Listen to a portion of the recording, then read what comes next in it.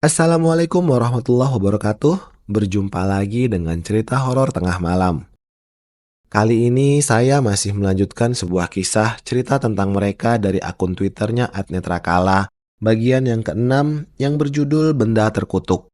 Sebelum mendengarkan, jangan lupa untuk klik tombol subscribe, tombol like, dan tombol lonceng untuk mendapatkan notifikasi agar tidak ketinggalan cerita horor menyeramkan selanjutnya. Tanpa berlama-lama, mari langsung saja kita menuju ke ceritanya. Bagian keenam, Benda Terkutuk. Bima mengerjap, matanya masih lengket dan berat untuk dibuka. Badannya juga terasa pegal semua. Berpaling, ternyata sekar ibunya sudah tidak ada di sisi tempat tidur. Perlahan dia bangun dan beranjak keluar kamar. Dilihatnya Pak Ade dan Bapak tidur di depan ruang TV. Melihat jam ternyata masih subuh. Segera dia melangkah menuju kamar Mbak Maya. Dibukanya pintu kamar tersebut, terlihat Bu De sedang mengompres badan Mbak Maya. "Bu De," ucap Bima lirih sambil mendekat ke arahnya. "Gimana kondisimu, Bim?" tanya Bu De dengan senyum simpulnya. "Bima nggak apa-apa, Bu De. Mbak Maya gimana kondisinya?" tanya Bima saat melihat Mbak Maya yang sedang terbaring dengan tangan dan kaki yang diikat. Sambil menangis, Bu De menjelaskan kalau semenjak semalam, Maya selalu meronta-ronta. Dirasa percuma karena ini bukan penyakit medis, maka orang dewasa yang ada di rumah tersebut memilih untuk sementara mengikat tubuh Mbak Maya. Tidak tega dengan apa yang dia lihat, Bima beranjak. Sesekali dia menoleh ke arah Mbak Maya. Dia tidak melihat sosok yang selama ini mengikutinya. Berjalan menuju ke arah toilet, Bima mendapati ibunya sedang menyiapkan sesuatu. "Bu," panggil Bima lirih. Menoleh ke arah sumber suara, segera Sekar memeluk anak semata wayangnya. "Syukurlah Bim, kamu tidak apa-apa. Semalaman badanmu panas banget," ucapnya panik masih merengkuh Bima dengan kuat. "Bima nggak apa-apa, Bu. Tapi Mbak Maya kondisinya gimana?" tanya Bima. "Nanti siang kita berencana menemui teman Bapak dan Pak Demo. Dia tahu hal-hal semacam ini," ucapnya sambil mengelap air mata yang tumpah. "Kamu kenapa nggak cerita ke ibu?" lanjutnya. "Nggak apa-apa, Bu. Cuma Bima yang terlalu takut untuk bercerita," jawab Bima yang saat ini duduk di meja makan. Mendengar itu semua, Sekar kembali beranjak ke arah dapur dan membuat segelas susu panas. "Ceritakan sama ibu apa yang sebenarnya sudah kamu lalui seminggu ini," pintanya sembari meletakkan segelas susu panas di depan Bima. Sebenarnya Bima enggan untuk bercerita. Dia tidak mau Sekar khawatir. Tapi karena ibunya mendesak, akhirnya Bima menceritakan semua dari awal kejadian dia bisa melihat mereka semua. Terlihat raut wajah Sekar begitu khawatir.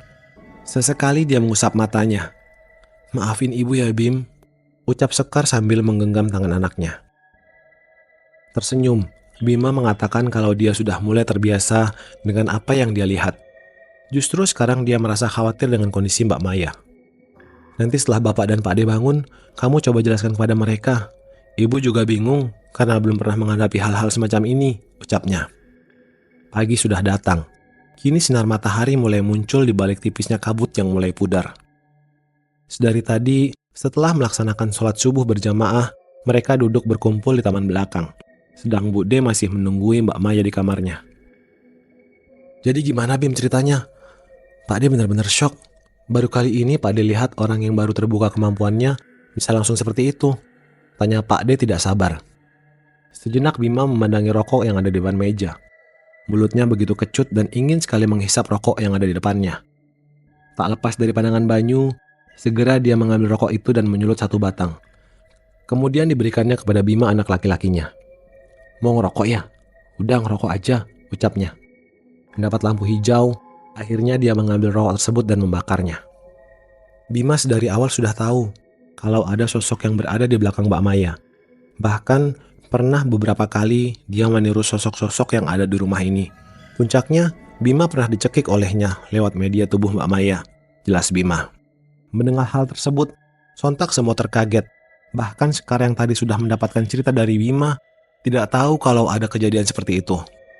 Memegangi lehernya, kemudian dia menunjukkan bekas goresan yang kini menghitam pada mereka semua. "Kenapa kamu gak bilang sama Pak De atau Bu De, Bim?" ujarnya prihatin. "Ingatkan Pak De, waktu malam-malam Bima panik mengetuk-ngetuk pintu kamar Pak De. Itulah saat kejadian Bima dicekik. Tapi anehnya, Mbak Maya seolah tidak melakukan apapun," jawab Bima. Benar, sosok Gendiswari memang jago berakting, pikir Bima. Bagaimanapun yang diincarnya adalah Maya dan dirinya. Makanya sebisa mungkin dia berusaha agar Pak Ade dan Bu De tidak tahu soal masalah ini. Sudah Wan, yang penting sekarang mau bagaimana? Kita semalam sudah sepakat untuk menemui Arif. Tapi aku khawatir kalau Maya kembali mengamuk jika kita berdua pergi, ucap bapak yang mencoba menengahi. Biar aku dan Mbak Yanti yang di rumah. Nanti kalau ada apa-apa, aku akan segera kabari dan minta tolong tetangga jika memang keadaan darurat, ucap Sekar. Mendengar itu semua, awalnya Pak D tidak mau. Tapi dengan semua pertimbangan yang ada, akhirnya dia menyetujui kalau sehabis sarapan, mereka akan pergi ke kampung Linggono di mana Arif tinggal. Kali ini bapak yang menyetir mobil. Tidak ada obrolan panjang yang muncul. Hanya sesekali menanyakan arah atau sekedar menawari untuk mampir membeli minuman. Perjalanan terasa begitu lama. Setelah beberapa waktu, akhirnya gapura kampung Linggono yang masih berselimut kabut mulai terlihat. Pelan, kemudian bapak memasuki kampung tersebut. Saat sudah sampai di depan rumah Pak Arif, mereka segera turun. Seperti biasa, seolah sudah tahu akan kehadiran mereka, Pak Arif dengan jaket yang lumayan tebal sedang duduk di depan teras rumahnya sambil memegangi sebatang rokok. Assalamualaikum Rif, ucap bapak dan Pak D bersamaan. Sedang Bima mengekor di belakangnya. Takut jika Pak Arif menceritakan kalau dia sudah pernah menemuinya dengan Panji. Waalaikumsalam, jawab Pak Arif tersenyum, dan meminta mereka semua untuk duduk.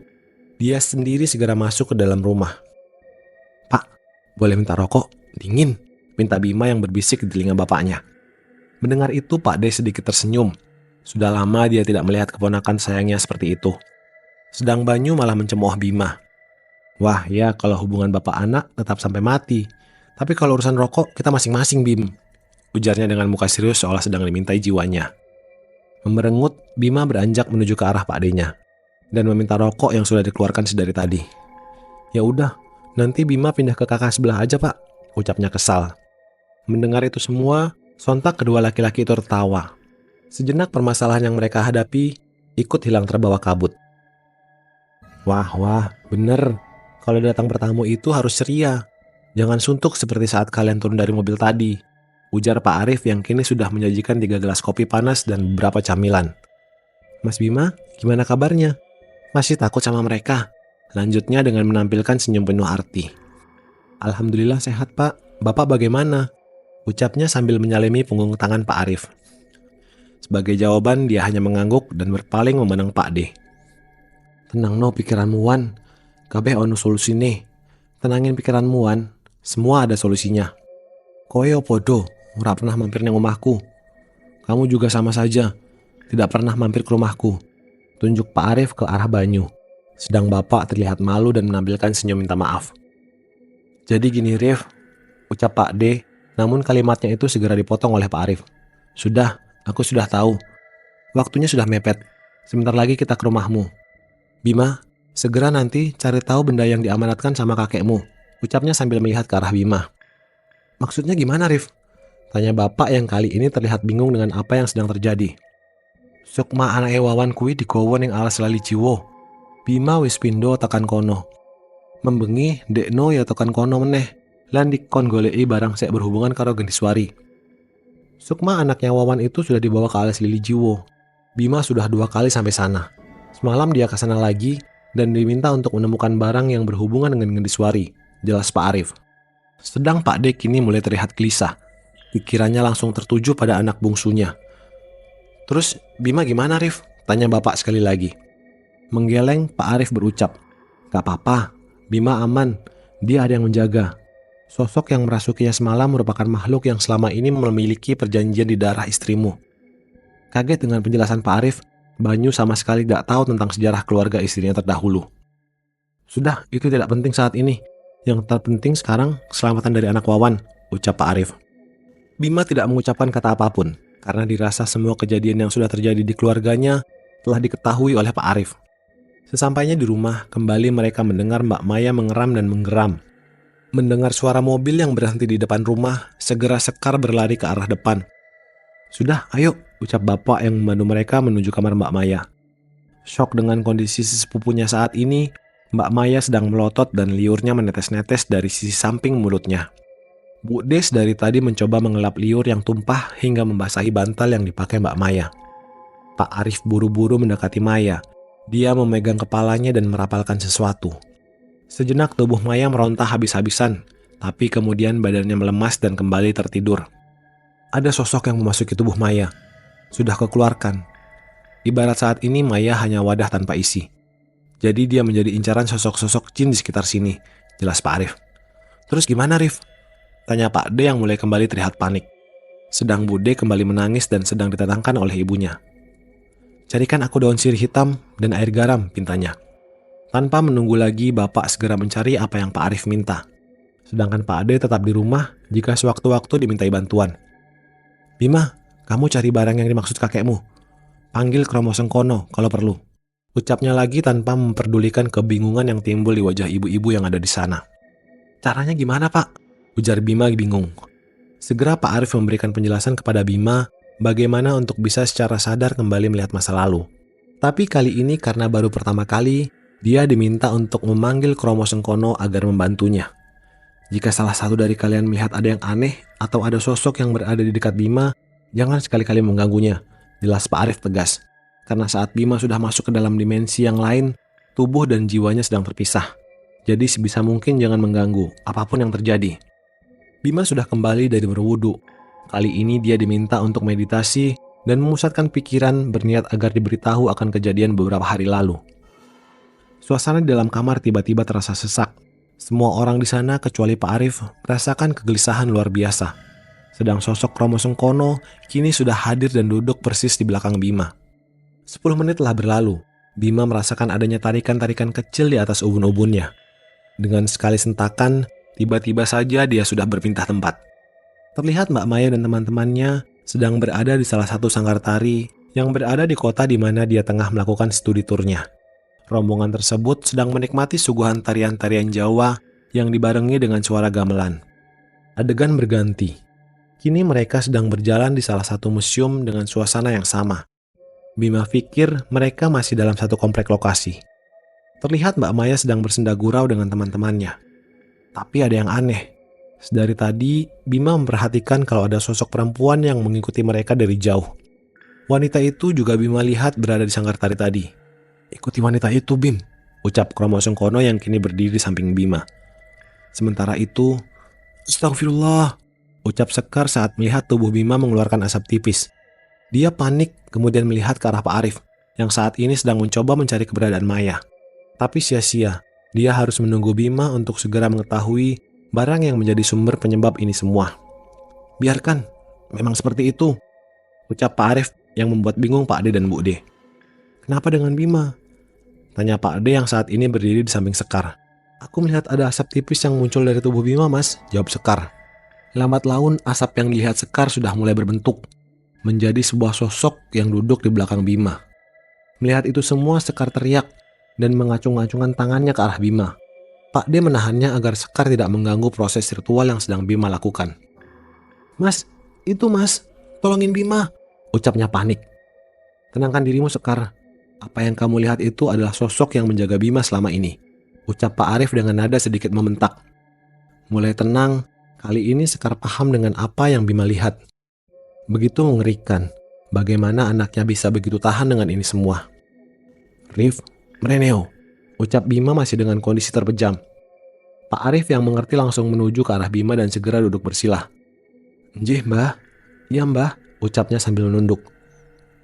Ajarna bocah iki ngasih iso nulungi wong. Ajarkan anak ini sampai bisa menolong orang, ucapnya. Ngapunten mbah, nopo kalau saged? Maaf mbah, apa saya sanggup? Ucap Pak Arif yang masih tertunduk. Melihat itu semua, mereka bingung bukan kepalang. Sosok Arif yang mereka kenal begitu tegas dan keras, kali ini malah mendapati bahwa Arif tertunduk di depan bocah berumur belasan tahun. Kowe ora gelem? Kamu tidak mau? Ucap Bima yang saat ini mirip seorang kakek-kakek. Purun mbah, jawab Pak Arif. Ursane bocah iki ben karo Kromo Sengkono. Kowe ra usah semelang. Jogonen putu kowe dok. Urusan anak ini biar sama Kromo Sengkono. Kamu tidak perlu khawatir. Jaga saja cucu perempuanku. Lanjut Bima yang kembali menutup kelopak matanya. Njih mbah. Segera Pak Arif berdiri dan duduk bersila di depan Maya. Dia berpesan jika Banyu sudah kembali, segera masak air daun sirih hitam yang sudah ditumbuk dan dicampur dengan garam. Mereka semua mengangguk mengerti. Sudah beberapa waktu Bima mengamati sosok wanita itu. Kembali dia merasakan energi yang membuat dirinya mual. Wanita muda itu tidak terlihat mencurigakan. Pakaian yang dia kenakan juga sama dengan orang-orang lainnya. Tapi yang membuat Bima penasaran, dia selalu menutupi wajahnya dengan menggeraikan rambut bagian kanan mukanya. "Nyai, aku sudah menemukan orang yang kamu inginkan," ucapnya lirih. Sesaat dia melangkah menuju Mbak Maya dan teman-temannya yang kali ini sudah berada di luaran museum. "Nak, mau beli minumannya?" ucapnya. Rasa kasihan dengan wanita tersebut, terlebih udara begitu panas, Mbak Maya membeli minuman dingin yang ditawarkan. Namun berbeda dengan yang Bima lihat. Saat dia mengulurkan kembaliannya dan menyentuh tangan Mbak Maya, ada asap hitam yang menyelimuti tangannya. "Sirap," jelas Kromo Sengkono yang masih setia menemaninya. "Apa itu menjadi media?" tanya Bima. "Wes, telengo. Sudah lihat saja," jawabnya tanpa menoleh ke arah Bima. Memberengut merasa kesal, Bima kembali melihat ke arah Mbak Maya yang kali ini ditempeli sosok wanita dengan muka hancur menjijikan. Adegan kembali berubah. Kali ini Bima sedang berada di sebuah hotel dengan gaya khas rumah Jawa. Dilihatnya wanita itu ternyata mengikuti Mbak Maya sampai ke tempat di mana dia singgah. "Badanku kok nggak enak gini ya, Fer?" kata Mbak Maya kepada salah satu temannya. "Kecapean, kamu tidur aja. Istirahat, nggak usah ikut acara gathering malam ini," ujar teman Mbak Maya sembari memberikan obat anti masuk angin yang dia bawa. Akhirnya Mbak Maya memutuskan untuk tidak mengikuti acara gathering. Badannya terasa begitu berat, kepalanya juga pusing. Karena tidak kuat, akhirnya dia mencoba untuk tidur. Tidak butuh waktu lama, Mbak Maya sudah terlelap karena efek obat yang dia minum. Jam sudah berganti. Teman-teman dari Mbak Maya mulai masuk ke dalam kamar. Salah satu yang bernama Vera segera menuju keranjang Mbak Maya. "Mai, bangun Mai," kata Vera sambil menggoyang-goyangkan tubuh Maya. Bima yang melihat itu geleng-geleng. "Koe ora werocah." "Kamu tidak lihat, Nak," ucap Kromo Sengkono. Kali ini Bima mendapati ternyata Vera juga diikuti oleh sosok wanita dengan muka hancur sebelah. Bergerak perlahan, Maya membuka mata. "Kenapa, Ver?" tanya Maya. "Ini, ada yang nitipin barang. Katanya kamu beli tadi dan belum sempat terbawa. Malah bos kita keburu melaju. Maka ibu penjualnya nututin ke sini. Takut nggak berkah jelasnya." "Ya udah, taruh di situ," ucap Maya sambil mengacungkan jarinya ke arah meja di mana dia meletakkan tasnya. "Wes eruh, sudah lihat?" Sekali lagi Kromo Sengkono menanyai Bima. "Sampun Mbah," jawab Bima. "Wes ayo mulai." "Sudah, ayo pulang." Ketika mengucapkan itu, tubuh Bima tersentak, terengah, kemudian membuka mata. Dia mendapati orang-orang sedang melihatnya. Bapaknya sudah pulang. Saat ini tubuh Mbak Maya sedang dibaluri sesuatu yang Bima tidak tahu. Melihat Bima berdiri, Sekar berlari menuju anaknya dan memeluknya. Takut terjadi sesuatu dan dia sama sekali tidak bisa membantu. "Bagaimana Bim?" ucap Pak Arif. Dengan masih terengah-engah, Bima meminum air yang diberikan Pak Arif. Ajaib, kondisi tubuhnya perlahan terasa bugar. Sisir kayu," ucap Bima. Mengangguk, Pak Arif pun segera meminta Bima untuk beristirahat. Tapi Pak D dan yang lainnya ingin Bima menceritakan apa yang sebenarnya terjadi. Akhirnya, mereka semua kecuali Bu D yang masih membalurkan air daun sirih hitam dan garam keluar ruangan, menuju taman belakang rumah. Sesampainya di sana, setelah semua duduk, tanpa diminta, Bapak menyodorkan rokok satu bungkus kepada Bima. "Daripada kamu pindah ke kakak sebelah," ucapnya tersenyum. 3 orang dewasa dengan 1 remaja berkumpul siang itu. Bima menceritakan apa yang dia lihat. Beberapa kali Pak D mencoba ingin menyela, tapi ditahan oleh Pak Arif. Bima bersyukur karena jauh lebih mudah bercerita dari awal hingga akhir tanpa adanya jeda. "Jadi, sisir itu menjadi media untuk menyatet anakku," geram Pak D setelah mendengar cerita Bima. "Benar. Sekarang kita perlu tahu di mana sisir itu berada. Harus ketemu siang ini. Nanti malam aku dan Bima akan melakukan ritual untuk pergi ke alas Lali Jiwo," ucap Pak Arif. Mendengar itu semua, Sekar komplain. "Kenapa Bima harus ikut serta masuk ke alam gaib?" "Kenapa anakku kau ajak ke dunia mereka, Mas?" tanya Sekar. "Karena Bima yang menjadi kunci dari semua ini. Gendiswari sudah pernah melukai Bima. Dengan luka yang ada di leher Bima, aku bisa merasakan energi dari Gendiswari," jelas Pak Arif. "Tapi, kamu tenangin diri kamu, Sekar. Aku percaya Bima bisa melalui semua ini," ucap Banyu yang kini merengkuh Sekar ke dalam pelukannya. "Bagaimana Bim? Kamu siap?" ucap Pak Arif. "Siap Pak. Bima sudah berjanji kepada Mbak Maya untuk menolongnya, kata Bima mantap. Mendengar itu semua, Pak D beranjak dan memeluk Bima, mengucapkan terima kasih karena mau menolong Maya. Terima kasih Rif sudah mau membantu, ucapnya kepada Pak Arif. Setelah selesai, aku minta dibelikan makanan yang banyak, jawabnya sambil tertawa. Mendengar itu, mau tidak mau Pak D juga ikut tertawa. Apapun maumu akan kubelikan, jawab Pak D yang sudah kembali duduk. Kamu setelah ini istirahat Bim, kumpulkan tenagamu, biar para orang tua yang mencari sisir itu, kata Pak Arif. Lalu sisir itu mau diapakan Pak? Kita bakar untuk menghancurkan sosok Kendiswari, ucapnya sembari menghembuskan asap rokok dari mulut dan hidungnya. Sekian bagian ke-6 dari kisah cerita tentang mereka. Nantikan bagian ke-7 di video selanjutnya. Terima kasih sudah mendengarkan cerita horor tengah malam. Sampai jumpa di cerita selanjutnya.